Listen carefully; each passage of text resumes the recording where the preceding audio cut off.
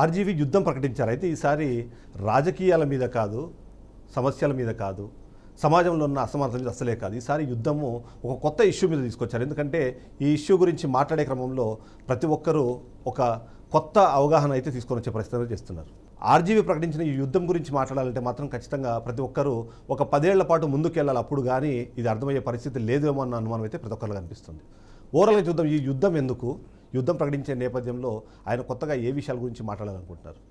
మన స్టూడియోలో ఉన్నారు ఆర్జీవీ గారు, ఒకసారి తనతో మాట్లాడే ప్రయత్నం చేద్దాం. Welcome to the studios. Sir, యుద్ధం ప్రకటించారంటే మీరు మామూలుగా ప్రస్తుతం ఉన్న రాజకీయ పరిస్థితుల మీదనో, రాజకీయాల మీదనో, లేకపోతే ఏదో ఒక ఇష్యూస్ మీద చేస్తుంటారు. ఈసారి విద్యా వ్యవస్థ మీద యుద్ధం అన్నారు.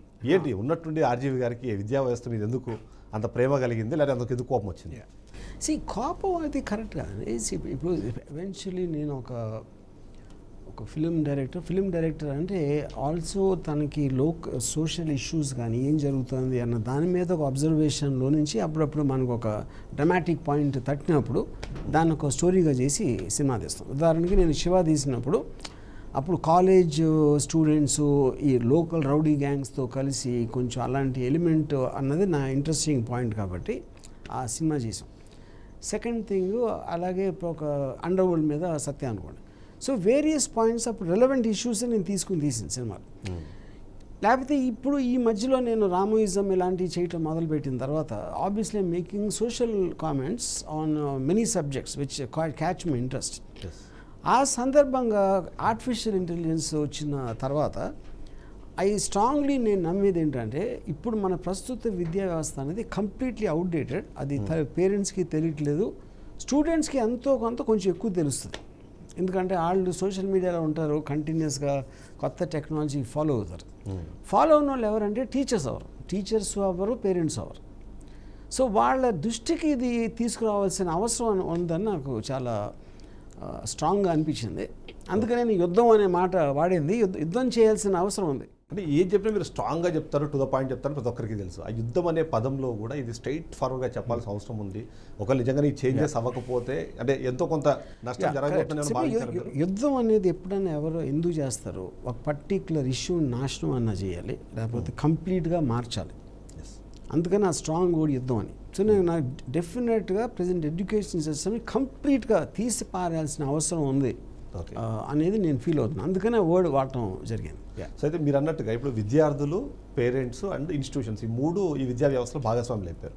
సో ఫస్ట్ విద్యార్థుల గురించి మాట్లాడుకుందాం. నిజంగా మీరు అన్నట్టుగా లేటెస్ట్ ట్రెండ్స్కి తగ్గట్టుగా ఈ విద్యార్థులు అందరూ అప్గ్రేడ్ అవుతున్నారా, లేకపోతే కేవలం తల్లిదండ్రులు? అది ఇంకా చాలా ఎక్కువ. మీరు యాక్చువల్గా ఇప్పుడు సవరణ చేయాల్సిన, మార్చాల్సిన అవసరం ఒకసారి పక్కన పెట్టి, ఎడ్యుకేషన్ అంటే ఏంటి? By definition it is to be educated. కానీ మనది ఎలా నడిచింది పాత రోజుల్లో కూడా, నేను స్టూడెంట్గా ఉన్నప్పుడు కూడా, ఉదాహరణకి అసలు ఇంజనీరింగ్ కోర్స్ ఉంది 4 years అనేది. 4 years ఎందుకు? అది ఎవరు అడగల, ఏదో ఆలోచించి చెప్పుంటారు. అంటే ఒక మీన్ తీసుకుని మీరు కొంచెం డంబ్ పర్సన్కి కూడా 4 ఏళ్ళు పడుతుంది ఈ కోర్స్ అర్థం చేసుకోవడానికి. అది ఫండమెంటలీ దాంట్లో మిస్టేక్ ఏంటంటే, ఒకడు చాలా తెలివిలో ఉంటాడు, చాలా కష్టపడతాడు, చాలా ఐక్యూ ఉంటుంది, ఏదో రకరకాలు ఉంటాయి. వాడికి యావరేజ్ బిలో యావరేజ్ పర్సన్ కూడా 4 years పడుతుంది అనే సపోజిషన్ అనేది ఫండమెంటలీ రాంగ్. అప్పుడు దాంట్లో ఏమవుతుంది, మీకు ఓకే ఇయర్లీ ఎగ్జామ్స్ పెడతారు. ఇయర్లీ ఎందుకు పెట్టాలి? చాలామంది అసలు లాస్ట్ 10 రోజులు చదువుతారు, అది అందరికీ తెలుసు. కానీ ఏదో గుడ్డేది చేయలో పడినట్టు అప్పుడు ఎప్పుడో పెట్టారు 4 years, 5 years, 3 years అలా ఫిక్స్ అయిపోతారు. యూనో ఇప్పుడు ఇంత ఫాస్ట్గా మనకి ఇంటర్నెట్ మూలాన, ఏఏ మూలాన, వీటి మూలాన మనకి డేటా అనేది ఎంత ఫాస్ట్గా వస్తున్న టైంలో కూడా మీరు అది మార్చకుండా అదే చేస్తే ఎలాగా పాయింట్. ఇంకోటి ఏంటంటే, చాలాసార్లు మన సబ్జెక్ట్ ఏదైతే ఉంటాయో అది ఎందుకో చెప్పరు మనకి. ఫర్ ఎగ్జాంపుల్ ఆల్జీబ్రా ఉంది. ఆల్జీబ్రా ఎందుకు నాకు ఇప్పుడు తెలియదు అసలు. ఆ సబ్జెక్ట్ ఏంటి ఇంతవరకు నేను ఎవరిని కలవలేదు కూడా. ఆల్జీబ్రా 100% ఏదో యూజ్ ఉంటుంది, లేదని నేను అంటలేదు, కానీ చెప్పాలి కదా. ఆల్జీబ్రా ఎందుకు చదవాలి అంటే ఎందుకు అని చెప్పినప్పుడే కదా మీకు ఇంట్రెస్ట్ వచ్చేది. ఇంకోటి ఏంటంటే, మన పేరెంట్స్ కానీ టీచర్స్ కానీ వాళ్ళు ఇన్అడ్వర్టెంట్గా ఒక మిస్టేక్ ఏం చేస్తారంటే, కష్టపడి చదవాలి అని. కష్టం అనే వర్డ్స్ ఎవరికి నచ్చదు. మీరు కష్టపడి చదవాలి, ఇష్టపడి చదవాలని చెప్పాలి. యాక్చువల్గా ఆ చదవటంలో మీరు ఒక ఎక్సైట్మెంట్ తెచ్చుకోవాలి, దాని నుంచి మీకు మానసిక ఆనందం రావాలి, ఎంత నేర్చుకుంటున్నాను అని. దానికి ఎగ్జాక్ట్ ఆపోజిట్లో పెడతారు వీళ్ళు. కష్టపడాలి, పొద్దున్నే లేచిపోవాలి, ఇది చేయాలి, సినిమాలు చూడకూడదు, అది చేయకూడదు, ఇది చేయకూడదు, ఇంత చేయాలి మార్క్ అని. ఎందుకంటే ఇది ఇన్సెక్యూరిటీ నుంచి వస్తుంది. ఇన్సెక్యూరిటీ ఎందుకు? రేపు పొద్దున్న మార్కులు రాకపోతే, ఇటు డిస్టింక్షన్లో పాస్ అవ్వకపోతే జాబ్ రాదు, జాబ్ రాకపోతే డబ్బులు లేవు, అంతా కూడా ఇన్సెక్యూరిటీ నుంచి వచ్చి మీరు ఆ స్టూడెంట్ మైండ్స్ని ఏంటి స్టన్ చేసేస్తున్నారు. అప్పుడేంటి మీకు ఆ భయంలో మీరు వెళ్ళి మార్కుల కోసం అని బట్టి కొట్టేసి ఇలాంటివన్నీ చేస్తారు. అయితే స్టూడెంట్స్ మీరు అన్నట్టుగా ఇన్స్పిరేషన్గా తీసుకొని ముందుకెళ్ళాలని ప్రయత్నం చేస్తుంటారు. For example let's assuming RGV inspiration అనగానే ఆర్జీవీ ఏం చదివారు, ఆర్జీవీ ఎలా ఇండస్ట్రీలోకి వచ్చారు, కాబట్టి నేను కూడా అలా వెళ్తే నాకు ఈజీ అవుతుందేమో అని ఆలోచన విధానం కానివ్వండి, లేదా ఐఏఎస్లు ఐపీఎస్లు ఇవాళ ఉన్న పొలిటీషియన్స్ ఎవరిని తీసుకున్నా సార్ ఇన్స్పిరేషన్గా వాళ్ళు ఏ దారిలో అయితే వెళ్ళారో ఆ దారిలో వెళ్ళాలనే ప్రయత్నం ఈ విద్యార్థులు చేస్తూ ఉంటారు. సో ఆ విద్యా వ్యవస్థ కూడా దాదాపుగా అదే స్టైల్లోనే ఉంది అన్నది ఒక విమర్శ. సో మీరు దాన్ని ఎలా చూస్తారు? ఫర్ ఎగ్జాంపుల్ మా తాతగారు నన్ను ఇంజనీరింగ్ కోర్సు చేయమని ఆయన చెప్పారు. ఆయన నాకు ఇచ్చిన ఇదేంటంటే ఇంజనీర్ అయితే కాంట్రాక్టర్ల దగ్గర డబ్బులు లంచం తీసుకోవచ్చు, అది నాకు ఇచ్చిన మోటివేషన్ అది. ఇప్పుడు ఆయన తప్ప కాదు క్వశ్చన్ కాదు, ఎందుకంటే ఆయన కూడా ఇన్సెక్యూరిటీతో రేపు పొద్దున్న ఏదో ఒక 4 డబ్బులు సంపాదించాలి అనే ఆలోచనతో గవర్నమెంట్ ఇచ్చే జీతం సరిపోదు కాబట్టి ఇలా లంచాలు. అప్పుడేంటి మీకు అప్పుడు ఎలా మాట్లాడారు, పోలీస్ అయితే ఆ ఫలానా దగ్గర పోస్టింగ్ వస్తే ఎక్కువ డబ్బులు వస్తాయి, అంత ఇన్సెక్యూరిటీతో నడిచింది. అది దోచేద్దాం అని కాదు, ఇన్సెక్యూరిటీ మళ్ళా. సో అప్పుడు ఇంకోటి ఏంటంటే అక్కడ మీకు ర్యాపిడ్గా ఒకప్పుడు సివిల్ ఇంజనీర్స్కి డిమాండ్ ఉండొచ్చు, ఇంకోప్పుడు ఎలక్ట్రానిక్ ఉండొచ్చు, ఇంకొకటి వేరే వరకు ఉండొచ్చు. వీళ్ళు ఏం చేస్తారు, మీ డెసిషన్ తీసుకుని ఒక కోర్సులో చేర్పించినప్పుడు ఆ కోర్స్ అయ్యే టైంకి అసలు వ్యాలిడ్ ఉండదో లేదో కూడా తెలియదు మనకి, ఏదైతే వాళ్ళు చదివారో అంతవరకు. అది అప్పుడు కూడా. ఇప్పుడేంటి మీకు సంవత్సరానికి మారిపోతుంది అసలు దేనికి వాల్యూ ఉంది దేనికి లేదు అనేది. అప్పుడు బిగ్గర్ క్వశ్చన్ ఏంటంటే మీరు అన్ని సంవత్సరాలు ఎందుకు చదివిస్తున్నారు? ఇప్పుడు నాకు చాలా ఒక ఇంట్రెస్టింగ్ ఫ్లూయిడ్ మెకానిక్స్ ఉందనుకోండి సబ్జెక్ట్, దాని మీద నాకు చాలా ఇంట్రెస్ట్ ఉంది. నాతో ఏం చేస్తారు, మీరు ఆల్జీబ్రా చదవాలి, ఇది చదవాలి, అది చదవాలి, అన్నీ అసలు నాకు సంబంధం లేదు. అప్పుడు కోర్సులో ఈ సిలబస్లు ఇవన్నీ ఎందుకు ఉన్నాయి? అది ఎవరు ఆలోచించలేదు దాని గురించి. ఒకవేళ మనకి తెలియని వాడికి తెలిస్తే చెప్పచ్చు కదా, అది సీక్రెట్ కాదు కదా. ఇవన్నీ ఎందుకు చదవాలంటే ఎందుకు అని చెప్పాలి కదా. ఇంకొక ప్రాబ్లం ఏంటంటే మంచి స్కూల్ అంటాం, మంచి కాలేజ్ అంటాం. మంచి స్కూల్ మంచి కాలేజ్ పాయింట్ కాదు, మంచి టీచర్ కావాలి. మీరు అప్పుడు చేరేటప్పుడు ఈ సబ్జెక్ట్ ఎవరు చెప్తున్నారు, ఆ సబ్జెక్ట్ అని అడిగేటప్పుడు ఎవరు అడగాలి లేదు, అంతకన్నా మూర్ఖత్వం ఉండదా? మీరు గోడలు చూడటానికి క్లాస్ రూమ్ చూడటానికి కాదు కదా వెళ్ళేది కాలేజ్కి. సో అప్పుడు మీరు ఫస్ట్ మీ ఇష్టమైన సబ్జెక్టు అది ఐడెంటిఫై చేసుకుని ఆ సబ్జెక్ట్ ఎవరు బాగా చెప్తున్నా వాళ్ళని ఐడెంటిఫై చేసుకోవాలి. అక్కడ మీకు ఒక ఛానలైజ్ ఎనర్జీ ఉంటుంది దాంట్లో. అది అంతా పక్కన పెట్టేసి కంప్లీట్గా మంచి స్కూల్ అని పెట్టేసి వెళ్ళిపోయి మంచి స్కూల్ మంచి టీచర్స్ అవసరం లేదు కదా, అదొకటి. రెండవది మంచి టీచర్ ఎవరికి, ఎవ్రీ స్టూడెంట్కి వాడికి ఒక డిఫరెంట్ మెంటాలిటీ ఉంటుంది. మీ అందరికీ క్లాస్లోనే ఫేవరెట్ టీచర్స్ ఉంటారు మనకి. నా ఫేవరెట్ టీచర్ మీ ఫేవరెట్ టీచర్ అవ్వకపోవచ్చు. ఆ సెన్సిబిలిటీ డిఫరెన్స్ అనేది మనుషులు ఎప్పుడూ ఉంటుంది. అప్పుడు నేను చదువుకోవడానికి నా టీచర్ని నేను ఎన్నుకోవాలి, అంతేగాని ఆ టీచర్ని నా మీద రుద్దకూడదు అనేది నా కాన్సెప్ట్. అయితే ఇప్పుడు మీరు అన్నట్టుగా ఇప్పుడు న్యూ ఎడ్యుకేషన్ పాలసీలో కూడా 6th స్టాండర్డ్ వరకు ఫస్ట్ క్లాస్ ఉండకూడదు, 16 ఇయర్స్కే 10th క్లాస్ అవ్వాలి అన్నది ఒక పాలసీలో డెసిషన్ మేకింగ్ లా తీసుకుని వచ్చేసారు. 6th స్టాండర్డ్కి ఇవాళ స్మార్ట్ ఫోన్స్ ఆపరేట్ చేసే స్థాయిలో పిల్లలు వచ్చేసిన తర్వాత ఇంకా నువ్వు 6వ క్లాస్ వరకు అసలు పుస్తకాలు ఓపెన్ చేయకూడదు అని చెప్పి ఈ విద్యా విధానం దాని మీద దీనికన్నా బిగ్గర్ ప్రాబ్లం ఏంటంటే మీరు చెప్పింది కరెక్ట్. ఈ ఏజ్ వచ్చినప్పుడు ఇది చేయాలి, ఆ ఏజ్ వచ్చినప్పుడు ఇది చేయాలి అనేది. ఇది కూడా ఎప్పుడు 100 ఏళ్ల క్రితం 8 ఏళ్ల క్రితం మనిషికి అతనికి ఏబిసిడీలు ఎప్పుడు చదవాలి, ఎక్కాలు ఎప్పుడు చదవాలి, ఈ కాన్సెప్ట్లో వచ్చింది. ఇప్పుడు మీరు పుట్టినప్పుడే మీ చేతిలో క్యాలిక్యులేటర్ ఉంటాయి, ఎక్కాలు ఎందుకు? ఇంకా క్యాలిక్యులేటర్ కూడా 40 years బ్యాక్ డివైస్. అది మన అంతా కూడా మెమరీ బేస్డ్ ఎడ్యుకేషన్ మీద నడుస్తున్నాం. మెమరీ అంటే ఏంటి, ఎక్కాలు చెప్పడం, లేకపోతే ఫలానా జాగ్రఫీలో అక్బర్ యుద్ధం, అక్బర్ ఎప్పుడు వచ్చాడు, ఆడెవడో యుద్ధం ఎప్పుడు చేశాడు, ఇలాంటివన్నీ అఫ్కోర్స్ సైన్స్లో కూడా అదే మీరు బట్టి పడుతున్నారు దానికోసం. కానీ ఇప్పుడు మనకి ఉన్న టెక్నాలజీలో అది గూగుల్ అవ్వచ్చు, ఆర్టిఫిషియల్ ఇంటెలిజెన్స్ అవ్వచ్చు, అంతా ఆల్రెడీ మన దగ్గర ఉంది, మన ఫోన్లో ఉంది. మనం గుర్తుంచుకోవాల్సిన అవసరం ఏంటి అసలు అది దానికి యూనో. అప్పుడు దానికి క్యాలిక్యులేటెడ్ టైంలో కూడా ఏం చెప్పేవారంటే 40 years బ్యాక్ మన బ్రెయిన్ వాడటం మానేసి మనం క్యాలిక్యులేటర్ వాడితే అప్పుడు రేపు పొద్దున్న ఎప్పుడైనా ఏదైనా వచ్చేసి ఈ క్యాలిక్యులేటర్ లేదనుకోండి అప్పుడు ఏం చేస్తారు అన్న క్వశ్చన్ ఉంది. అది ఎలా ఉంటుందంటే ఇప్పుడు కారు బాగానే ఉంది కానీ గబుక్కుని ఒక పెట్రోల్ అనేది లేకుండా పోయింది అనుకోండి, అందుకని ఎందుకైనా మంచి గుర్రబండి కూడా పెట్టుకుంటే ఎలా ఉంటుందో అది దాని లాజిక్ అది. సో అక్కడ ద బేసిక్ పాయింట్ ఇది ఒక లైఫ్ చేంజింగ్ డెసిషన్. మీరు ఒక చిన్న పిల్లలోని స్కూల్లోనో కాలేజ్లోనో ఎక్కడో మీరు మీకున్న తెలివితో మీరు పెట్టినప్పుడు వాడి లైఫ్ మొత్తం కొడుతుంది, దెబ్బ కొడుతుంది. ఇప్పుడు ఒక ఎగ్జాంపుల్ చెప్తాను. మీకు మెడికల్ కాలేజ్ ఉంది, మీరు ఒక 5 years గ్రాడ్యుయేషన్ చేశారు, ఒక 2 years పోస్ట్ గ్రాడ్యుయేషన్ చేశారు, ఇంకో 2-3 years మీరు ఒక స్పెషలైజేషన్ చేశారు. ఈ 10 ఏళ్ళలో మీరు నేర్చుకునేది బాడీ పార్ట్స్ అండి, ఏం చేస్తాయి, ఏమన్నా చేస్తే ఏం చేయాలి ఇలాంటిది. ఇది ఎక్స్పీరియన్స్తో కలిపి మీరు ఒక పేషెంట్ వస్తే ఏదో సైజ్ చేస్తారు, ట్రీట్మెంట్ ఇస్తారు.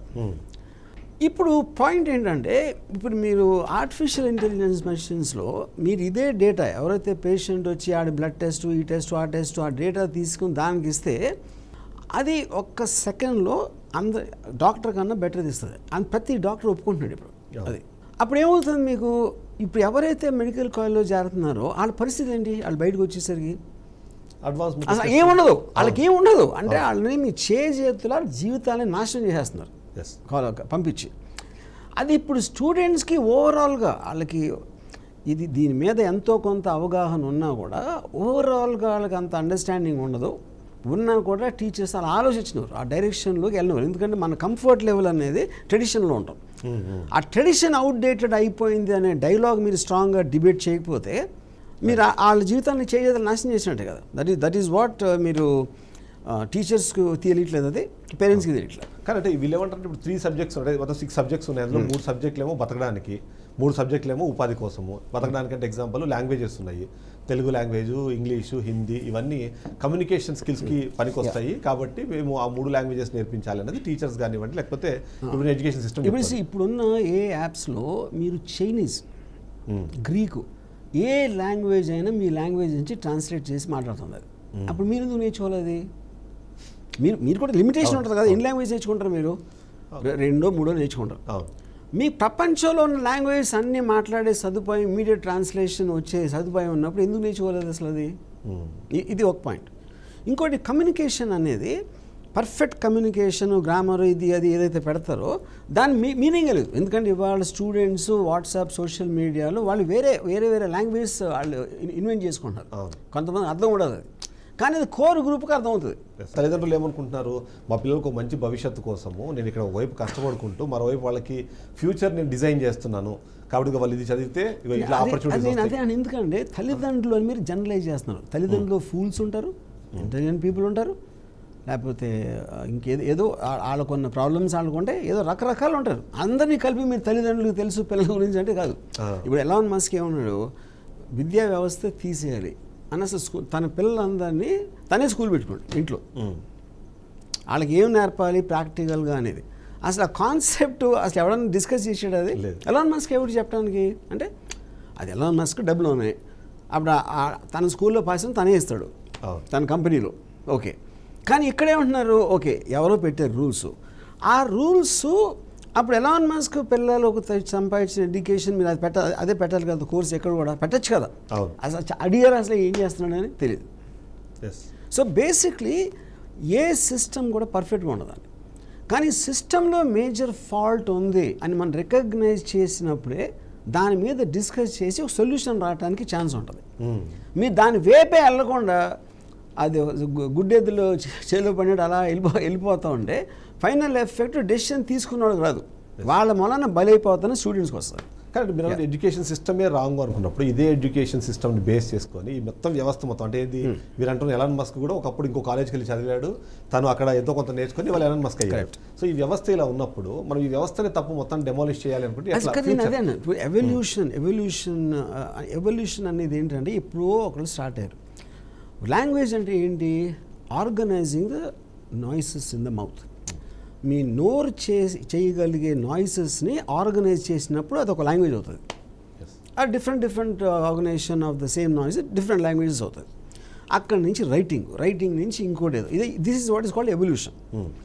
ఎవల్యూషన్కి ఎప్పుడు మీకు ఒక స్టేజ్ ఎప్పుడు మారుతుందంటే దానికి అంతకు మించి మీరు ఏ సిస్టమ్ మీరు బేస్ చేశారో మెమరీ బేస్డ్. ఇప్పుడు జనరేషన్స్ ఏమవుతుంది, ఇప్పుడు సపోజ్ 2 కారణాల వలన మనుషులు అడ్వాన్స్ అయ్యారు. ఒకటి కమ్యూనికేషన్, నోరు, ఇంకొకటి చేతులు. మీ నోట్లోంచి వచ్చినది దాన్ని చేసి చేతులతో రాశారు, పెట్టారు, ఏదో బొమ్మలు వేసారు. ఈ 2 ఆస్పెక్ట్స్ అనేది మీకు జనరేషన్, అప్పుడు మీరు ఒక జనరేషన్ నేర్చుకున్నదంతా రెండో జనరేషన్ మళ్ళీ మొదటి నుంచి నేర్చుకోకుండా ఇక్కడ నుంచి అడ్వాన్స్ అవ్వచ్చు. That is what happen in the course of. ఇప్పుడు ఏమైందంటే ఆ పాసింగ్ ఆన్ ఆస్పెక్ట్ ఒకటి, మెమరైజ్ చేయడానికి ఉన్న ఆస్పెక్ట్ ఆర్టిఫిషియల్ ఇంటెలిజెన్స్ వల్ల దాని మీనింగ్ లేదు ఇప్పుడు. అది టోటల్గా. అప్పుడేంటి, ఇప్పుడు ఎవల్యూషన్ లేదు. You have to change the fundamentals of what you think is education. అప్పుడేంటి, మీకు industrial revolution 70s, 60s peak అయింది. మస్సుల్ని రీప్లేస్ చేసింది. తోసే పనులు, లాగే పనులు, ఎత్తే పనులు, ఇలాంటివన్నీ మషిన్స్ చేయడం మొదలైంది. అప్పుడు మీకు మిగిలిన టైంలో skilled work, thinking work, analytical work చేసి మొదలెట్టాం మనం. దాంతో బ్రెయిన్స్ పెరిగినాయి. ఇప్పుడు ఆర్టిఫిషియల్ ఇంటెలిజెన్స్ ఏమైందంటే అది మైండ్ని రీప్లేస్ చేస్తుంది, మసిల్ అయిపోయింది ఆల్రెడీ. మైండ్ని రీప్లేస్ చేసినప్పుడు అంటే మీకన్నా డేటా ప్రాసెసింగ్ ఎక్కువ చేస్తుంది, అనాలిసిస్ ఎక్కువ చేస్తుంది, సొల్యూషన్స్ మీకన్నా బెటర్ చేస్తుంది. అప్పుడు ఎడ్యుకేషన్ అనేది మళ్ళీ మీరు రీథింక్ చేయాలి కదా. ఎప్పుడైతే మనకి కారు వెళ్ళింది, మనం నడిచి వెళ్ళినప్పుడు కారు ఎక్కి వెళ్ళాం, నడవాల్సిన అవసరం లేదు కాబట్టి.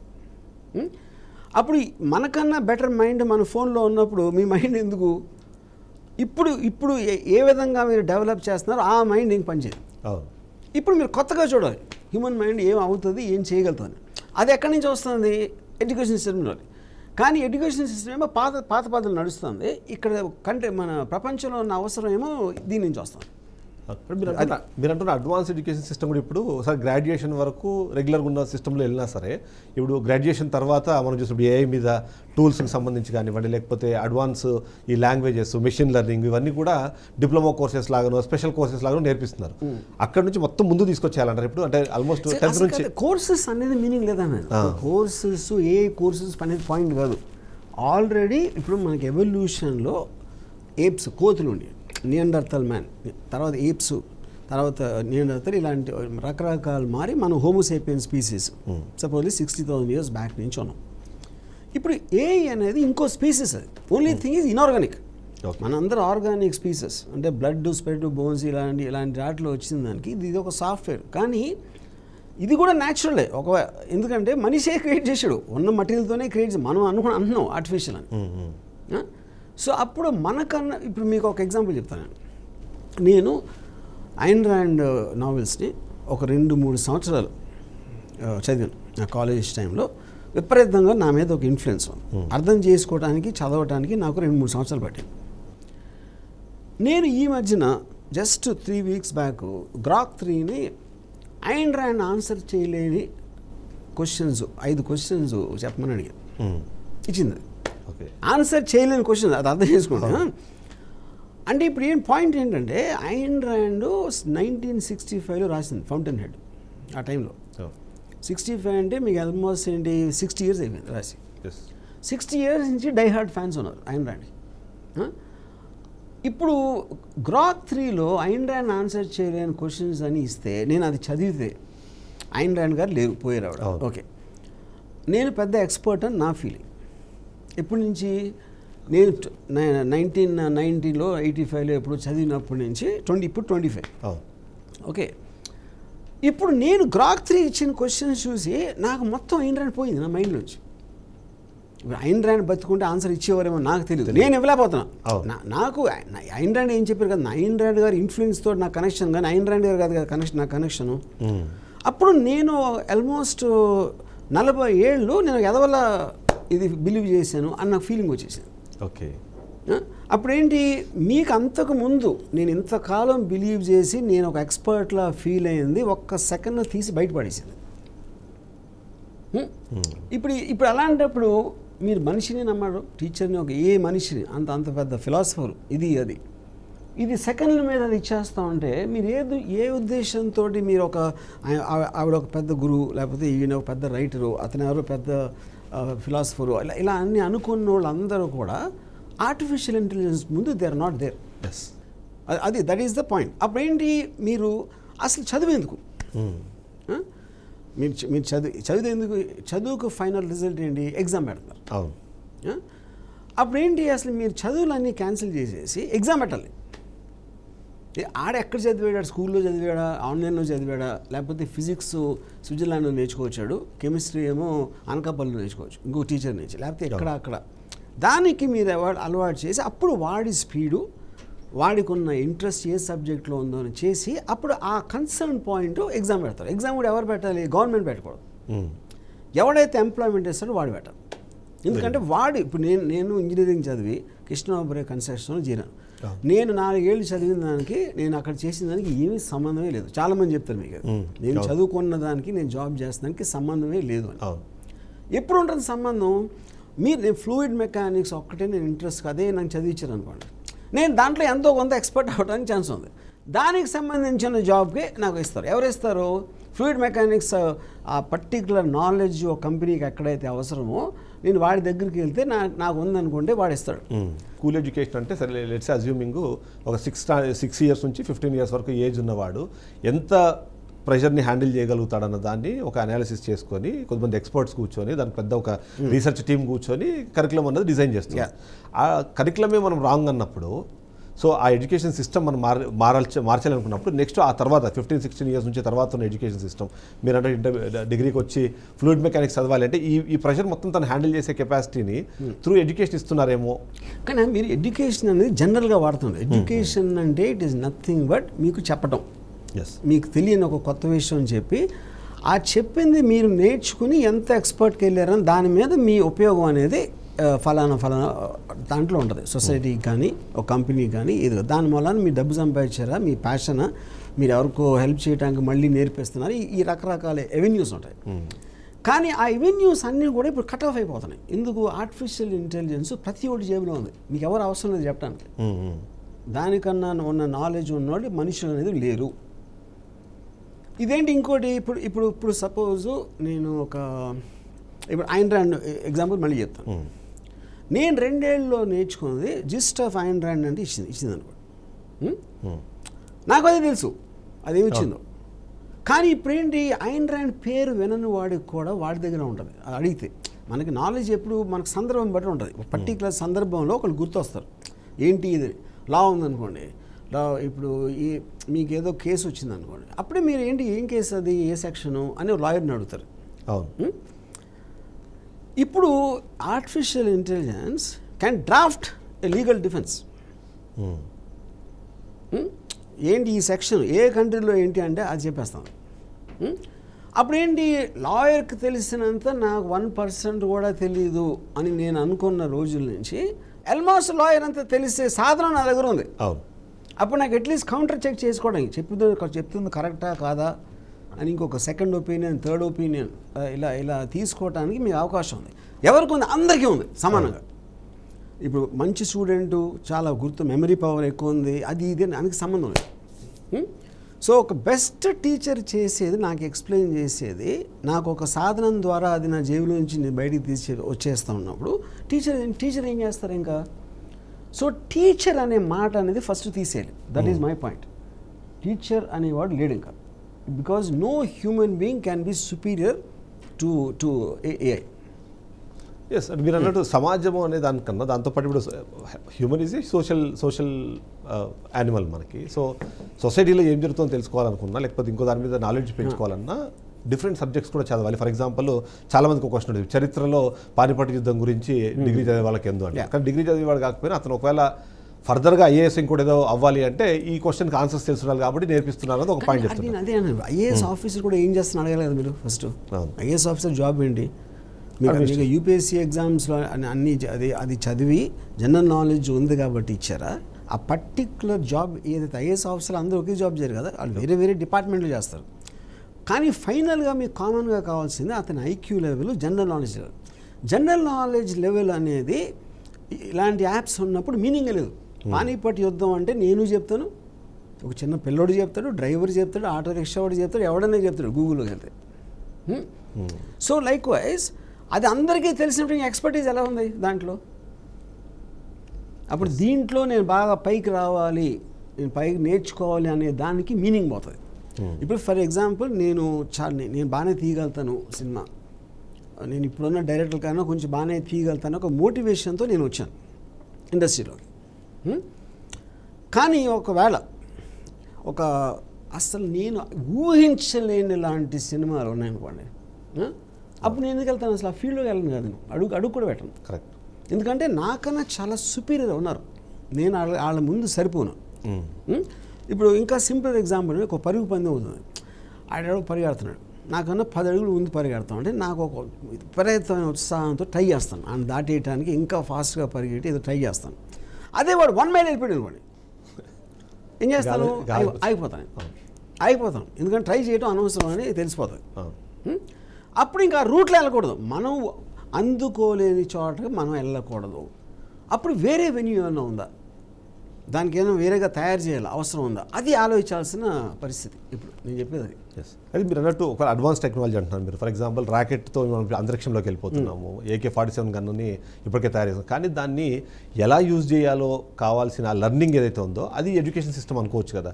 ఎడ్యుకేషన్ సిస్టమ్ ద్వారా ఆ అడ్వాన్స్ టెక్నాలజీని యూజ్ చేయడం ఎట్లా, అది అక్కడ పాయింట్. ఇప్పుడు ఏంటంటే ఆర్టిఫిషియల్ ఇంటెలిజెన్స్కి ప్రతి టూల్, ఇప్పుడు న్యూక్లియర్ బాంబు కూడా కనిపెట్టాం, మనుషులు కనిపెట్టారు, వాళ్ళే డిసైడ్ చేస్తారు వేయాలా వద్దా, ఎక్కడ వేయాలి, ఏం వేయాలి. అది వాళ్ళు బటన్ నొక్కు అలాంటి ప్రాసెస్ లేకుండా అది వెళ్ళవు. A is not like that. Artificial intelligence can think for itself, analysis చేయగలుగుతుంది, చేసి ఇట్స్ ఎ క్వశ్చన్, మీరు ఆటోమేటెడ్ చేసి ఇలాంటి పరిస్థితుల్లో ఇలా చేయాలి అని దానికి టాస్క్ ఉన్నప్పుడు అది డోంట్ ఈవెన్ ఆస్క్ యూ ఫ్యూచర్లో.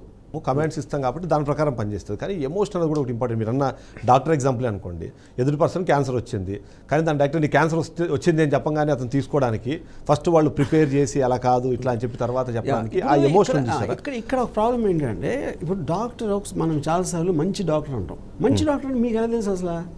First of all me doctor కాదు, మీకు ఆ సబ్జెక్ట్ మీద అవగాహన లేదు. అలాంటప్పుడు మీరు సర్టిఫికేట్ ఇవ్వడానికి మంచి డాక్టర్ అని.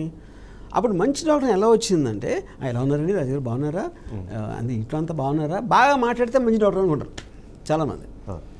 ఆడ మహా చెత్త మెడిసిన్ ఇచ్చి మిమ్మల్ని చంపేయచ్చు. అప్పుడేంటి, ఎమోషన్ అనేది మిస్టేక్ చేస్తుంది ఎప్పుడు. కోల్డ్ బ్లడెడ్గా data logic based rational thought ఇచ్చినప్పుడు దాంట్లో ఎమోషన్ అనేది మనకి బేసిక్గా సొసైటీకి బిగ్గెస్ట్ మిస్టేక్ ఎమోషన్. మనం ఎందుకంటే ఎమోషన్ మనం హ్యాపీగా ఉండటానికి చేయకుండా మనకి ఆ నెగిటివ్ ఆస్పెక్ట్స్లో వాడతాం మోస్ట్. ఎందుకంటే రెస్ట్రిక్షన్స్ అని అడ్డదిడ్డంగా ఉంటాయి కాబట్టి. ఇప్పుడు ఫర్ ఎగ్జాంపుల్ ఇందాక ఏమైనా నువ్వు ఇష్టపడి చదవాలి, కష్టపడి కాదు అంటే, ఇప్పుడు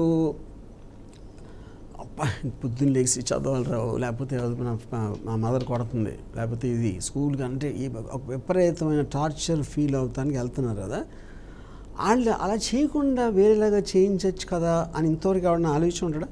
ఎవరు ఆలోచించలేదు అసలు ఆ డైరెక్షన్లో. ఇప్పుడు నేను రీసెంట్గా ఒక యూట్యూబ్ వీడియో చూశాను. అదేంటంటే, ఇప్పుడు అర్త్ రొటేషన్ 24 hours లో రొటేషన్ స్పీడ్ ఏదైతే ఉందో, ఒకవేళ ఏదో కారణంతో అది రోజుకి ఒక 1/2 hour స్లో అవుతుంది అనుకోండి, 23.5 hours, 23.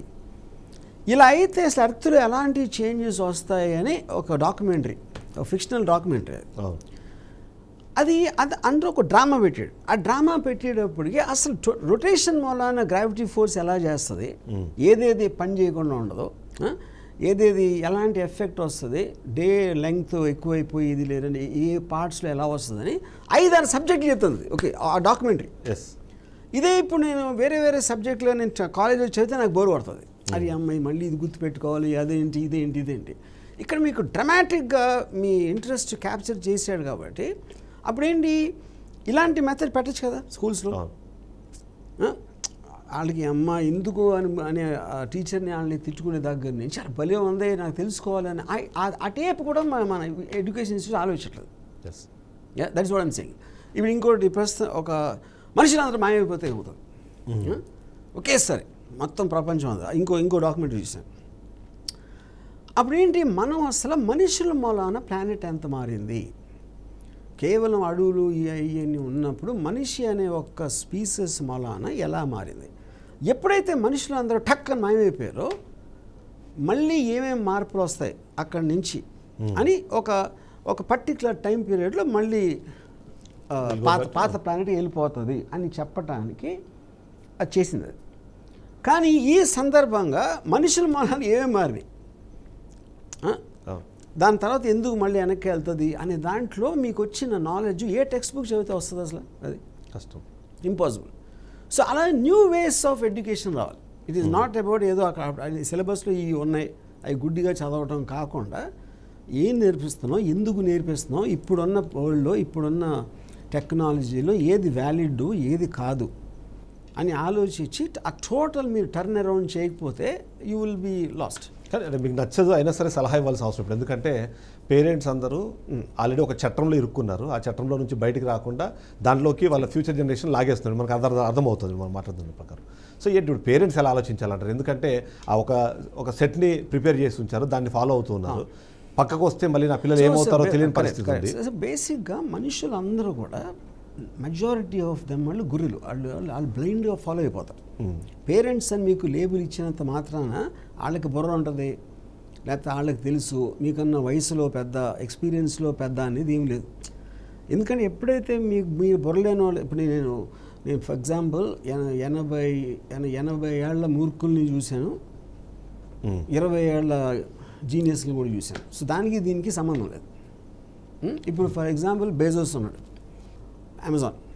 Bezos is extraordinary successful man. వాళ్ళ ఫాదర్ మన కాదు, ఇతను మనలో వచ్చాడు అతను ఫైనల్గా. సో పేరెంట్స్ అనేవాళ్ళు మీకన్నా ఎక్కువ తెలుసు అనే సపోజిషన్ అనేది ఫండమెంటలీ రాంగ్. అది ఓకే ఒకప్పుడు నడిచిపోయింది అది ఆ టైంలో. సో ఇప్పుడు ఏంటంటే మీరు ఫర్ ఎగ్జాంపుల్ పిల్లోడు పొట్టగానే ఫస్ట్నే వాడికి ఒక ఇది ఇచ్చారనుకోండి, ఇది మన ఒక చాట్ జీపీటీ లాంటి డివైస్, గ్రాక్ లాంటి డివైస్ ఇచ్చారనుకోండి, వాడు ఎలా ఆపరేట్ చేస్తాడు వాడి చిన్న చేతులతో అనేది మనకి డివైస్ ఆపరేషనే మనకు కావాల్సింది అక్కడ. అది ఇస్తే వాడు ఎంత ఫాస్ట్గా ఇంటేక్ తీసుకుంటాడు, అసలు ప్రపంచంలో ఏం జరుగుతుంది, ఎక్కడెక్కడ ఏమవుతుంది అనే ఇంటేక్ అనేది ఆ చిన్న వయసులో మ్యాక్సిమం ఇంపాక్ట్ వస్తుంది. అప్పుడు ఏదో విషయంలో ఆడికి ఒక పర్టికులర్ థింగ్ ఆడికి ఇంట్రెస్ట్ వస్తుంది, ఒక పర్టికులర్ దాంట్లో. అది ఎల్లుండి పోవచ్చు కూడా, అవతల ఎల్లుండి ఇంకోటి దానికి షిఫ్ట్ అవ్వచ్చు. సో మీరు ఒకసారి ఇంజనీరింగ్ కోర్స్ జాయిన్ అయ్యాక 4 years అక్కడే ఉండాలి, నాకు సెకండ్ ఇయర్లో తెలిసింది ఇది కరెక్ట్ కాదు, నాకు రావట్లేదు అనుకున్నప్పుడు నేను కమిట్ అయిపోయాను కదా, అలాంటప్పుడు నా లైఫ్ పోయినట్టే కదా. 4 years అప్పుడు నాకు ఎప్పటికప్పుడు నేను మార్చుకున్నప్పుడు అప్పుడే అందుకని అన్నాను మీకు ఫైనల్లీ ఇంపార్టెంట్ అంటే టెస్ట్. ఆ టెస్ట్ కూడా ఎవడైతే మీకు నాలెడ్జ్ ఉందని నమ్మాడో లేకపోతే మీ నాలెడ్జ్ ఉందని తెలుసుకున్నాడో వాడు జీతం వేసాం వాడు పెట్టాలి test. That is what I'm trying to say. So ఇప్పుడు కమింగ్ బ్యాక్ టు మీ question, parents maximum possible knowledge అతనికి ఎక్కడెక్కడ సోర్సెస్ నుంచి వస్తాయనేది ఒక్కటే ఎడ్యుకేషన్ ఉండాలి. ఎందుకంటే best teachers, best available sources of knowledge అంతా ఉంది మీ దగ్గర, ఉంది మీ ఫోన్లో ఉంది అది. యా. సో మీరు అన్నట్టు ఇప్పుడు ఒక ఎగ్జామ్ పెడతారు, ఎగ్జామ్ పెట్టాలంటే అతను ఆన్సర్స్ తెలుసుకోవాలి. మీరు అన్నట్టుగా చాట్ జీపీటీ ఇంకోటి ఆప్షన్ ఉందనుకోండి, కానీ అది దాన్ని ఎక్స్ప్లెయిన్ చేయడానికో లేకపోతే దాన్ని రాయడానికైనా లాంగ్వేజ్ తెలిసి ఉండాలి. సో అది చిన్నప్పటి నుంచి నేర్పిస్తున్నారు. నేను ఎగ్జామ్ పెట్టాను అంటే మళ్ళీ మీరు కూర్చొని టెస్ట్ పేపర్ రాయటం అని అంటలేను. ఇప్పుడు ఎవరైనా ఒక ఎంప్లాయీని తీసుకున్నది అనుకోండి, మీ పర్టిక్యులర్ కంపెనీ ఏం చేస్తుంది, దాంట్లో ఎవరెవరు ఉన్నారు, ఏ పర్టిక్యులర్ దాంట్లో మీరు హెడ్గా చేయటానికి కావాలి, అతనికి నాకు కావాల్సిన ఏ నాలెడ్జ్ ఉండాలనుకుంటున్నాను అది ఉందా లేదా అని చూస్తాను నేను, అంతే. మీరు వేస్తే మీకు 60% 70 టెస్ట్ లేదు కాదు, అది ఉందా లేదా. దాంట్లో మీరు 5గురిని అడగచ్చు, దాంట్లో ఎవరు బెస్ట్ అని మీరు అనుకున్నారో అడిగవచ్చు ఉద్యోగం. కానీ ఫార్ క్రైలో అది కూడా పనిచేయదు. ఎందుకంటే ఇప్పుడు ఫైనల్గా ఇప్పుడు ఆల్రెడీ మీకు వరల్డ్ ఓవర్ కంపెనీస్లో టోటల్ ఏ డిజైన్ కంపెనీస్ వస్తున్నాయి అసలు ఎంప్లాయీస్ అనేది లేకుండా. ఇప్పుడు ఫర్ ఎగ్జాంపుల్ నేను ఉన్నాను అనుకోండి, నాది చిన్న ప్రొడక్షన్ కంపెనీ. ఈ ప్రొడక్షన్ కంపెనీ నేను డిజైన్ చేసింది ఎనీ టైం ఒక 3 to 4 films side by side వెళ్తున్న దానికి ఎంత స్టాఫ్ కావాలి అని నేను ఒక క్యాలిక్యులేట్ చేసి ఇది అని అనుకున్నాను. ఇది ఎప్పుడు ఒక 2 years ఉంటుంది నేను చేసి. ఓకే. 23 అక్టోబర్లో చాట్ జీపీటీ వచ్చింది. నేను ఇది డిజైన్ చేసింది early 2023 అనుకోండి. చాట్ జీపీటీ రాగానే 75% of my staff became redundant. 75% staff అవసరం లేకుండా పోయింది నాకు, ఎందుకని అన్నీ కూడా ఏ టూల్స్ చేస్తున్నాయి. ఇప్పుడు ఇది ఎన్ని కంపెనీస్ జరుగుతూ ఉంటుంది. సో ఫైనల్గా మీరు అప్పుడు ఏంటి ఒక ఆ స్టేజ్కి మీరు రీచ్ అయినప్పుడు ఎవరెవరికైతే ఇప్పుడు పని లేదో వాళ్ళందరూ ఏం చేస్తారు? అయితే ఆల్టర్నేటివ్ కెరీర్ చూసుకోవాలి. ఆల్టర్నేటివ్ కెరీర్ అన్ని కెరీర్లో వచ్చేస్తుంది. It is not going to leave anything. Anything which can be మీరు బ్రెయిన్తో చేసే every job it will replace. So ఇప్పుడు లాంగ్వేజెస్ ఇవన్నీ నేర్పించే ప్రయత్నం చేస్తారు పాపం పేరెంట్స్. ఆ పిల్లలు లాంగ్వేజెస్ తెలుగు ఇప్పుడు సందులు నేర్చుకోవాలి మీరు, లేకపోతే సోన దీర్ఘ సంధి అంటే ఏంటి, ఇవన్నీ నేర్పించే ప్రయత్నం పమ్మాలు చేస్తున్నారు. సో అది నేర్చుకున్నది వేస్ట్ అని వాళ్ళు తెలిసినప్పుడు వాళ్ళ పరిస్థితి ఏంటి? నేను అదే అంటున్నాను. ఇప్పుడు లాంగ్వేజ్ కన్నా అవుట్డేటెడ్ సబ్జెక్ట్ లేదండి. ఎందుకంటే మీ కమ్యూనికేషన్ కోసం ఉంది, మీరు ఏదో లాంగ్వేజ్ స్కిల్ అనే దానికి కూడా మీనింగ్ లేదు. ఇప్పుడు ఎందుకంటే రైటింగ్ కూడా అదే చేస్తుంది. ChatGPT గ్రాక్ రాసిన రిఫైన్మెంట్ ఆఫ్ లాంగ్వేజ్ ప్రపంచంలో ఏ రైటర్ రాయలేడు. It is the fact. You can easily test it out. అప్పుడు లాంగ్వేజ్ నేర్చుకుంటాం అంత మీనింగ్లెస్ ఇది లేదు. పైగా ఇప్పుడు మన కమ్యూనికేషన్లో పర్ఫెక్ట్ లాంగ్వేజ్ ఎవడన్నా వాడతాడు? అసలు పర్ఫెక్ట్ లాంగ్వేజ్ ఎవడన్నా వాడితే బోర్ కొడతాడు ఫస్ట్. యా. సో ఇప్పుడు పేరెంట్స్ పాపము అంటే మీరు చెప్పినట్టు ఇప్పుడు లేకపోతే అదే ChatGPTకి వెళ్ళి మా పిల్లల్ని నేను ఐఏఎస్ చదివియాలంటే ఏంటి అని ఒక క్వశ్చన్ అడిగింది అనుకోండి, ఏదైతే ఆన్సర్ ఇస్తుందో ఆన్సర్ని బేస్ చేసుకుని అలానే చదివించే ప్రయత్నం చేస్తున్నారు అనుకోండి. సో అప్పుడు ChatGPT రాంగ్ అంటారా? లేకపోతే ఇప్పుడు ఈ పేరెంట్స్ ChatGPTలోకి వెళ్ళి మా అబ్బాయి నేను ఐఏఎస్ చదివించాలనుకుంటున్నాను, వాట్ ఆర్ ద వేస్ అనో లేకపోతే ఎట్లా చదివించాలని నేను అడిగాను క్వశ్చన్. ChatGPT నాకు ఆన్సర్ ఇస్తుంది 10th వరకు ఇట్లా, ఇంటర్మీడియట్ ఇట్లా, ఆ తర్వాత ఈ సబ్జెక్ట్స్ ఇవ్వండి అని చెప్పి అది ఒకటి ఇస్తుంది. సో నేను దాన్ని ఫాలో అయిపోతున్నాను. ఇప్పుడు ChatGPT రాంగ్ అంటారా? లేకపోతే నేను ఎంచుకున్న ఇక్కడ పాయింట్ మీరు క్వశ్చన్ ఎలా అడుగుతున్నారు, ఎలా అయితే బెటరు, అసలు చదవాల్సిన అవసరం ఉందా అని అడగండి, దీనికి కూడా ఇస్తుంది answer. It already I asked it lot. So ఏ టైంలో నేర్చుకుంటాం అనేది కరెక్ట్.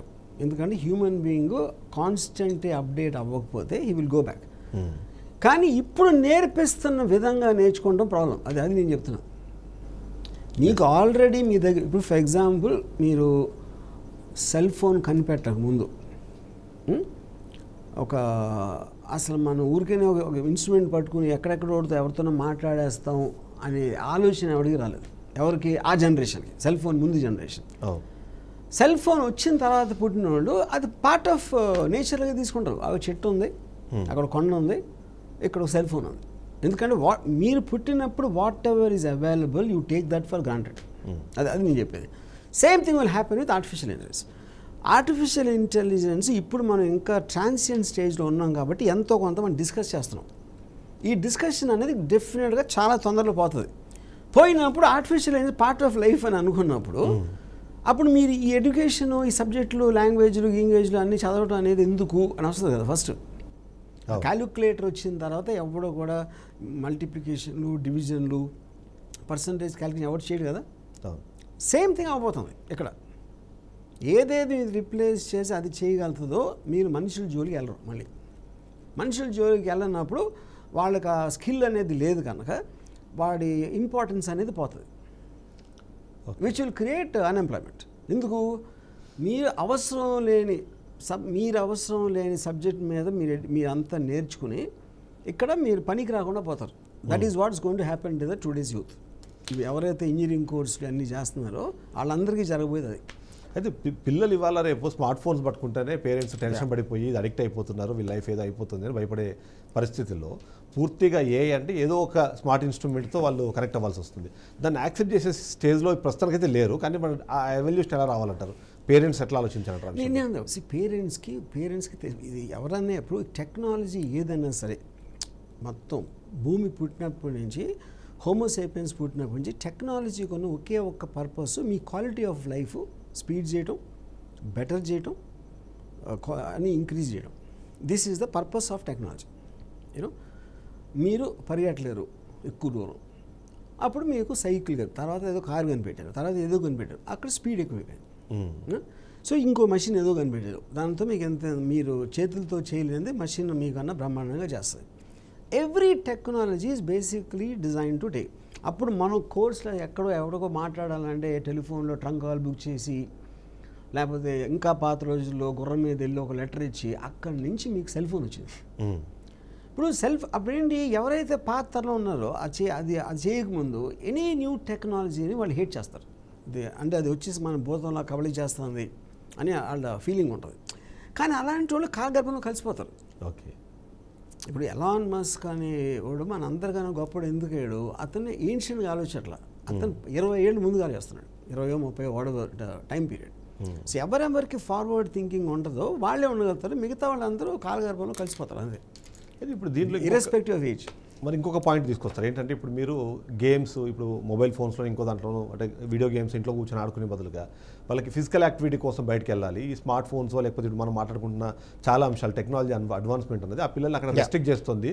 సో పిల్లలు అటు అంటే ఫిజికల్గాను వాళ్ళు డెవలప్ అవ్వట్లేదు, మెంటల్గా కూడా అంత డెవలప్మెంట్ రావట్లేదు అన్నది కొంతమంది సైకాలజిస్ట్ చెప్తుంటారు. దాన్ని ఎట్లా చూడాలంటారు? అది దీని వల్ల అంటున్నా, ఎందుకంటే అది మనకున్న ప్రజెంట్ సిస్టంలో ఫ్లాస్ అనేది అక్కడ ఫాల్ట్ ఉందని గుర్తించకుండా దాని ఎఫెక్ట్ చెప్తున్నారు. ఇప్పుడు నేను ఇందాక సజెస్ట్ చేసినట్టు మెమరీ బేస్డ్ ఎడ్యుకేషన్ ఫండమెంటలీ తీస్తారనుకోండి దాన్ని కంప్లీట్గా. You make it analytical and customised education. అలాంటప్పుడు వాస్ట్గా రెడ్యూస్ అయిపోతుంది ఈ ప్రాబ్లం ఏదైతే ఉందో. ఇప్పుడు మనం ఏంటి, అది ఇది చూడకూడదు అంటే చూడకుండా ఎవడో ఉన్నాడు, అది ఇంపాసిబుల్, అది అందరికీ తెలుసు అన్ని విషయాల్లో. సో అప్పుడు మీరు చెప్పేయాలి, ఇది ఇలా చూస్తే ఇలా నేర్చుకుంటే ఈ ప్రాబ్లం వస్తుంది, అలా చేయకపోతే అది వస్తుంది, అట్లీస్ట్ అది చెప్పగలిగారు. అది చెప్పడానికి వీళ్ళకి తెలియదు కదా. ఫస్ట్ మన ఎవల్యూషన్ అంటే మనకు అన్నీ తెలుసు, జరిగింది తెలుసు, దాని తర్వాత ఇది జరిగింది, దీని తర్వాత అది జరిగింది, దాని తర్వాత అని మనకు ఒక ట్రీ ఉంది. దాన్ని మొత్తం డిస్టర్బ్ చేసేది. మీ మొత్తం ఫండమెంటల్ ఆఫ్ ఎడ్యుకేషన్ సిస్టమ్ని డిస్టర్బ్ చేసినప్పుడు మీరు ఇంకా మీ దాన్నే పట్టుకుని అలా అయితే అలా అవ్వాలి, ఇలా అయితే ఇలా అవ్వాలి అని ఆ పాత చింతకాయ భాష చెప్తే ఎలా వరకు అవుతుంది? ఎక్కడి నుంచి వచ్చి దాన్ని టిక్ ఆఫ్ చేస్తే దాన్ని బట్టి కాస్ట్ క్యాల్కులేట్ చేసేస్తుంది అది. అప్పుడు నేను ఇంజనీరింగ్ కాలేజ్లో కొంతమంది నాకు తెలిసిన అడిగితే ఇప్పటికీ కోర్స్ పెద్ద ఏం మారలేదు, ఏం మారినా కూడా అదే డైరెక్షన్లో వెళ్తుంది. అసలు ఇది నేర్చుకోవాల్సిన అవసరమే లేదు. అప్పుడు నేను 6 నెలలు ఎందుకు నేను వేస్ట్ చేశాను? అప్పుడు లేదు కాబట్టి. క్రియేటివ్ బ్యారియర్స్ ఏమి ఉండవంటారు? ఎందుకంటే మీరు ఫిల్మ్ ఇండస్ట్రీ నుంచి వచ్చారు. ఫర్ ఎగ్జాంపుల్ లెట్సే నేను ఏఐని తీసుకొని అంటే మీ కోటే చెప్తాను, శివ లాంటి సినిమా మీరు ఎప్పుడు తీస్తారంటే మీరు చెప్పే కూడా ఆల్రెడీ తీసే సంగతి ఇంకోసారి ఎందుకు చేయడం అంటారు. నేను ఒకవేళ వెళ్ళి శివాలో ఉన్న లేటి సిమిలర్ సీన్ని ఏదైనా నేను రిక్రియేట్ చేయాలో, లేకపోతే నా సినిమాలో ఒక సీన్ లాగా దాన్ని రాసుకొని ఏకి వెళ్ళి దాని ప్రాంప్ట్లో ఇచ్చినప్పుడు అది ఆల్రెడీ రెఫరెన్స్గా ఉన్న శివ లాంటి సినిమానో లేకపోతే ఒక XYZ అని ఒక సినిమా రెఫరెన్స్ తీసుకొచ్చి దాన్ని నాకు ఇక్కడ రిజల్ట్ కింద ఇస్తుంది. సో హవెవర్ నేను మళ్ళీ వెళ్ళి ఆల్రెడీ రెఫరెన్స్ ఉన్న దాన్ని మళ్ళీ ఇక్కడ నేను రీక్రియేట్ చేసే పరిస్థితి ఉంటుంది. సో అలాంటి బ్యారియర్స్, అలాంటి క్రియేటివ్ ఛాలెంజెస్ ఉండవు.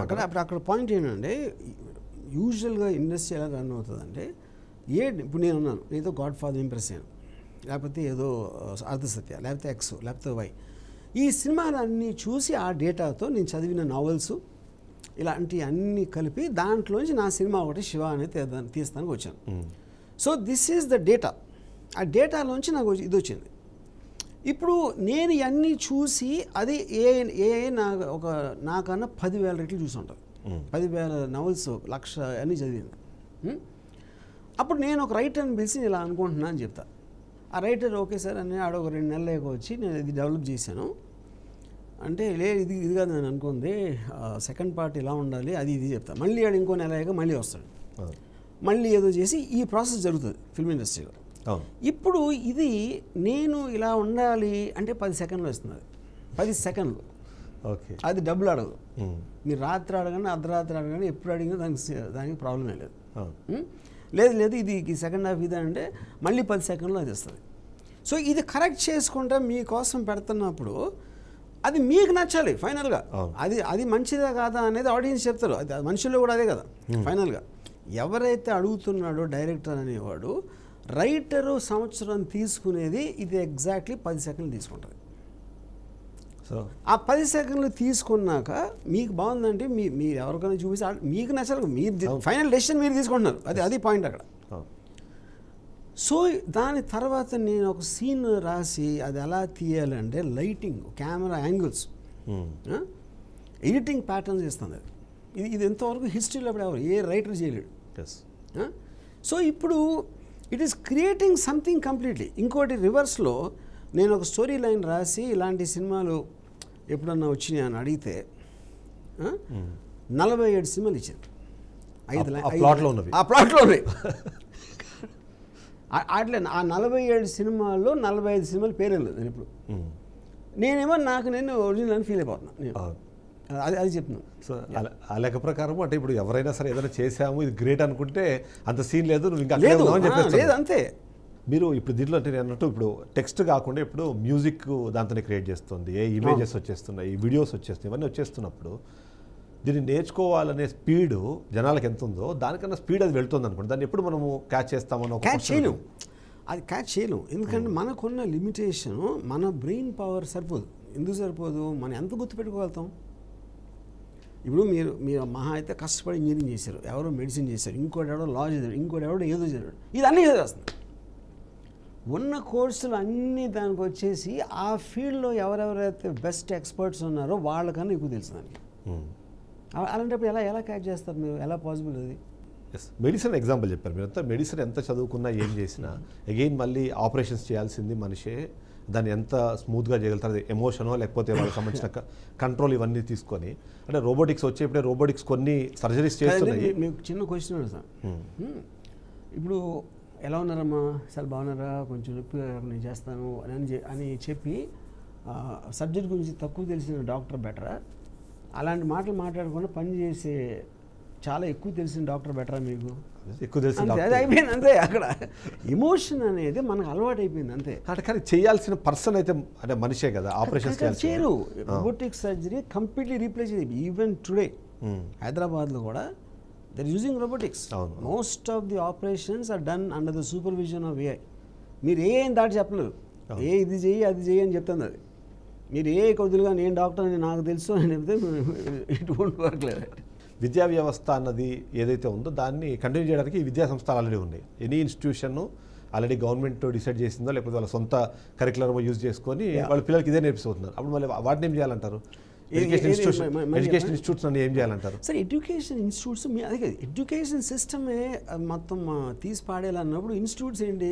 ఇన్స్టిట్యూట్స్ బిల్డింగ్స్, ఆ బిల్డింగ్స్ బెటర్ యూజ్ చేయాలి. కళ్యాణ మండపాలు లేకపోతే గోడౌన్స్ వాటికి సంబంధించిన వాటికి చేయాలి. క్లాస్ రూమ్లో కూర్చోబెట్టి టీచరు లెక్చరరు చెప్పేది అనేది కంప్లీట్లీ అవుట్డేటెడ్ సిస్టమ్. ఎడ్యుకేషన్ అంటారా లేకపోతే ఫ్యూచర్ బతకడానికి నేర్పించడం అంటారు పక్కన పెడితే, ఇప్పుడు స్కూల్లో టీచర్స్ ప్రొఫెసర్స్ వీళ్ళందరూ కలిపి ఒక మనిషి ఫ్యూచర్ని డిజైన్ చేసుకోవడానికో డిసైడ్ చేయడానికో ఒక సెటప్ని వాళ్ళు ప్రిపేర్ చేస్తున్నారు. సో మనం కాలేజెస్సే లేకపోతే, టీచర్స్ అనే వాళ్ళు లేకపోతే, సరే ఏ చెప్పే భాష మనకు అర్థం అవ్వచ్చు అర్థం అవ్వకపోవచ్చు, అర్థం చేసేలాంటి టీచర్స్ ఉన్నారు. మనం అదే ఫేవరెట్ టీచర్స్ గురించి మాట్లాడుకున్నాం. అలాంటి వాళ్ళు ఉండడం వల్లనే కదా ఆ సిస్టమ్ అనేది కంటిన్యూ అవుతుంది. మీరు రిపీట్ అవుతుంది ఏంటంటే ఇక్కడ పాయింట్, టీచర్ అనే లేబుల్ ఉన్నంత మాత్రాన అతనికి తెలుసు అని అనుకుంటాం ఫస్ట్ మిస్టేక్ అది. నేను చెప్పేది ఇప్పుడు ఒక పర్టికులర్ సబ్జెక్ట్ ఉందనుకోండి, ఐన్స్టైన్స్ థియరీ ఆఫ్ రిలేటివిటీ ఉంది. ఇది one of the most complex things ఎవరికైనా అర్థం అవటం, జనరల్ థియరీ ఆఫ్ రిలేటివిటీ. అది ఏలో ఒక 10 ఏళ్ల పిల్లోడికి అర్థమయ్యేలా చెప్పండి అంటే అది చెప్తుంది. అది ఏ టీచర్ చెప్పగలుగుతారు, ఏ లెక్చరర్ చెప్పగలుగుతారు, ఏ ప్రొఫెసర్ చెప్పగలుగుతారు అది. సో టీచింగ్ ప్రాసెస్ ఒక మనిషి చెప్పాడా, టెక్స్ట్లో వచ్చిందా, వాయిస్లో వచ్చిందా, లేకపోతే దానికి సంబంధించి మీ దేశం కాకుండా ఎక్కడో జకస్కలవేకలో ఒకడు చెప్తున్నాడా, ఈ అన్ని సదుపాయాలు వచ్చేసినప్పుడు ఒక పర్టికులర్ స్కూల్లో టీచర్, ఒక పర్టికులర్ కాలేజ్లో టీచర్ అనేది మీనింగ్లెస్ థింగ్. అది మీ టీచర్ని మీరు ఎత్తుకోండి, మీకు రికమెండేషన్ చేస్తాం, ఈ ఫలానాడు వీళ్ళు చూసుకోండి, మీరు ఏదో అది ఆల్ థింగ్స్ మొత్తం వరల్డ్ అంతా మీ యాక్సెస్లో వస్తుంది మీ చేతుల్లోకి. అప్పుడు ఒక పర్టికులర్ టీచరు, పర్టికులర్ కాలేజ్ అనే concept it self is completely outdated. So ఇప్పుడు స్టూడెంట్స్ ఆల్రెడీ ఇప్పటికే ఏ వల్ల జాబ్స్ పోతున్నాయి, లేకపోతే మనం చూసాం ఈ మధ్యకాలంలో కూడా దాదాపుగా థౌసండ్స్ ఆఫ్ జాబ్స్ ఆల్రెడీ పోతున్నాయి. సో వీళ్ళు అప్గ్రేడ్ అవ్వాలి. ఏమో అప్గ్రేడ్ అయ్యే ఛాన్స్ లేదండి, ఇది అయిపోయింది. నేను ఇప్పుడు ఉన్న మనందరూ అప్గ్రేడ్ అయ్యేది ఏమి లేదు. మన ట్రాన్సియెంట్ స్టేజ్లో ఉంటుంది కాబట్టి ఏదో మన జాబ్ పోకుండా, లేకపోతే మన బాసులకి ఎంత లేటుగా తెలిస్తే మన జాబ్ అంత టైం ఉంటుంది. I'm talking about the people are coming, the younger generation who will enter. ఆ లైఫ్లో బతకడానికి వాళ్ళ కోర్సు ఫినిష్ చేసి వస్తారు చూడండి, నేను వాళ్ళ గురించి చెప్తున్నా. మందే అయిపోయింది, we are the last of the things. ఇప్పుడు మనం దేవుడు ఎందుకంటాం, ఎప్పుడైనా మనకు అర్థం కాని శక్తిని మనం దేవుడు అంటాం. ఏ కన్నా అర్థం కాని శక్తి అనేది ఉండదు, ఉండటానికి ఛాన్స్ లేదు. ఇప్పుడు చాలామంది ఏమంటారు, ఏ కూడా మంచి చేసాడు, లేకపోతే అది అసలు దానికి తెలియదు అది ఏం చెప్తుందో, బైనరీ నెంబర్స్కి ఇవన్నీ లేబుల్స్. ఇప్పుడు మనిషి అంటే ఏంటంటే బ్లడ్, ఫ్లెష్, బోన్స్ ఉంటాయి అంతే కదా, మనిషి అన్నట్టు ఉంటుంది. అవును. అది క్రియేట్ చేసిన ఫైనల్ ఎఫెక్ట్ గురించి మాట్లాడుతాం. ఇట్ ఈస్ నాట్ అబౌట్ అది ఎలా పనిచేస్తుంది, దాని వర్కింగ్ సిస్టమ్ ఏంటి, పాయింట్ కాదు అక్కడ. అది ఫైనల్ ఎఫెక్ట్ ఏదైతే ఇస్తుందో అది మనుషుల వల్ల కాదు. సో మీరు ఫ్యూచర్ని ఎట్లా చూస్తున్నారు? ఇప్పుడు నిజంగానే మనం అనుకున్నట్టు ఇప్పుడు హ్యూమన్ ఇంటర్వెన్షన్ వెళ్ళిపోతుంది, అంత వెళ్ళిపోయిన తర్వాత సరే ఈ జనరేషన్ అయిపోయింది, నెక్స్ట్ వచ్చే జనరేషన్ ఎలా ఉండే అవకాశం ఉందంటారు? అసలు ఏమి అంటే ఏమన్నా అది నిజంగానే ఊకేమైనా తడుతుంది అసలు? సార్ నెక్స్ట్ వచ్చే జనరేషన్ ఇప్పుడు AI is directly connected to the education system. It connected అంటే నా ఉద్దేశం ఏంటంటే ఏ రోజైతే ఎడ్యుకేషన్ సిస్టమ్ అనేది అవుట్డేటెడ్ అయిపోయిందని వైడ్ స్ప్రెడ్ తెలుసుకున్నప్పుడు ఏఐ ఎక్స్ప్లోడ్ అవుతుంది. It will increase in exponential way that you can't imagine. ఎందుకంటే ప్రతి రంగంలోకి అది వచ్చేసి అందరూ పుట్టగానే ఏ హెల్ప్ తీసుకుంటా ఉంటే human beings level of thinking compare to మన జనరేషన్కి వేల రెట్లు అయిపోతుంది. కానీ అప్పటికి ఏమో లక్ష రెట్లు అయిపోతుంది. సో ఎడ్యుకేషన్ ఇన్స్టిట్యూట్స్ అన్ని క్లోజ్ చేసేస్తాం. ఇవన్నీ అయిపోయిన తర్వాత మీరు అన్నట్టు ఫోన్స్లో చూస్తారు, ఫోన్స్లో చదువుకుంటారు, లేదా అతన్ని మీరు అన్నట్టు ఎక్కడో ఎవరు అవసరమైతే ఉందో వాళ్ళ వరకు మాత్రం వాళ్ళ ఎగ్జామ్ ఏదంటే వాళ్ళ సబ్జెక్ట్ వరకు మాత్రమే నేర్చుకొని అయిపోయి ఇదంతా అయినప్పుడు ఈ అంటే హ్యూమన్ రైజ్ అన్నది మీరు అన్న ప్రకారము అడ్వాన్స్మెంట్ కాకుండా వీళ్ళు బ్యాక్ టు ది బ్యాక్ వెళ్తారు. ఎందుకు బ్యాక్ వెళ్తారంటే బ్రెయిన్స్ పనిచేయడం మానేసి అనుకోండి, మీరు ప్రతి దానికి దీని మీద డిపెండ్ అవుతున్నారు. మీ నాలెడ్జ్ అవ్వచ్చు, అనాలిసిస్ అవ్వచ్చు, ఏదైనా అవ్వచ్చు. అప్పుడు మీరు పుట్టినప్పుడు ఇప్పుడు నేను ఎంతో చదివాను కాబట్టి నేను క్వశ్చన్ అడగటానికి ఏను కూడా, లేకపోతే ఆలోచించడానికి, మాట్లాడటానికి ఉంది, కమ్యూనికేట్ చేయడానికి. ఆ జనరేషన్ వచ్చేసరికి అప్పుడు వాళ్ళు ఎవ్రీథింగ్ మీకు రెడీమేడ్గా ఉంది అక్కడ. అప్పుడు మీరు ఏది నేర్చుకోవడానికి మోటివేషన్ ఉండదు, నేర్చుకోవాల్సిన అవసరం ఉండదు. అప్పుడు బ్రెయిన్ స్టంట్ అయిపోతుంది. మీరు ఉదాహరణకి ఒక ఫేమస్ కేసు అమెరికాలో ఒక ఫాదర్ తన 10-year-old డాటర్ని బేస్మెంట్లో పెట్టి నిర్బంధించాడు.